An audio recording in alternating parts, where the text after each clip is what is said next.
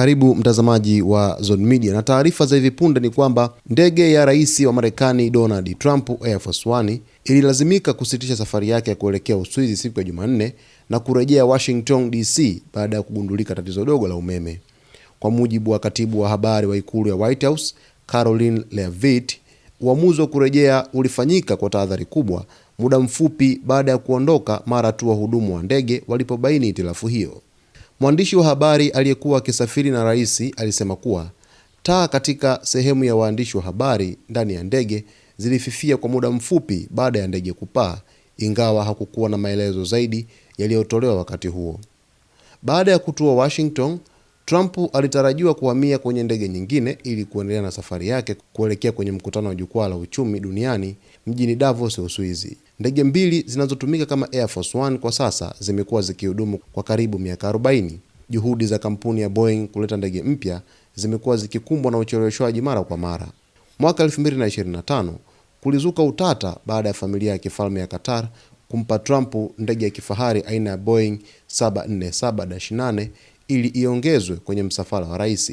Zawadi hiyo ilizua mjadala mkubwa. Kwa sasa ndege hiyo inafanyiwa marekebisho ili ikidhi viwango vya usalama vya Marekani.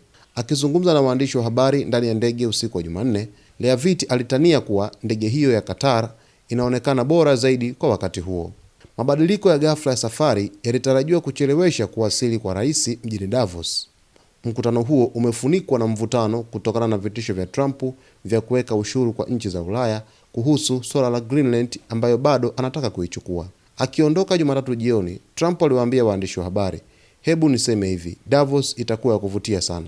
Mapema kwenye mkutano na waandishi wa habari kuadhimisha mwaka mmoja tangu aingie madarakani, aliulizwa angefika hatua gani katika kutaka kuipata Greenland, akajibu, "Mtagundua."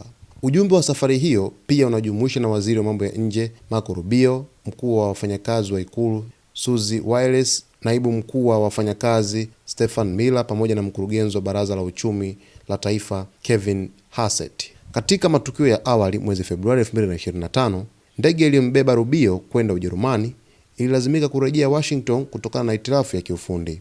Mwezi Oktoba, ndege iliyombeba waziri wa ulinzi Pete Hegseth ililazimika kutua kwa dharura nchini Uingereza baada ya kioo cha mbele kupasuka. Kwa kawaida, matatizo ya kiufundi kwenye ndege ya rais hutokea mara chache sana kutokana na matengenezo ya hali ya juu.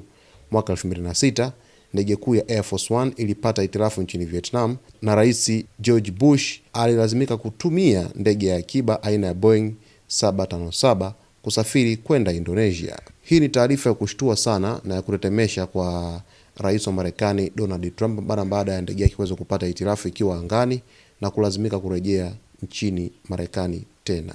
Basi kwa taarifa zaidi usisahau kusubscribe channel yetu, kulike, kucomment pamoja na kushare.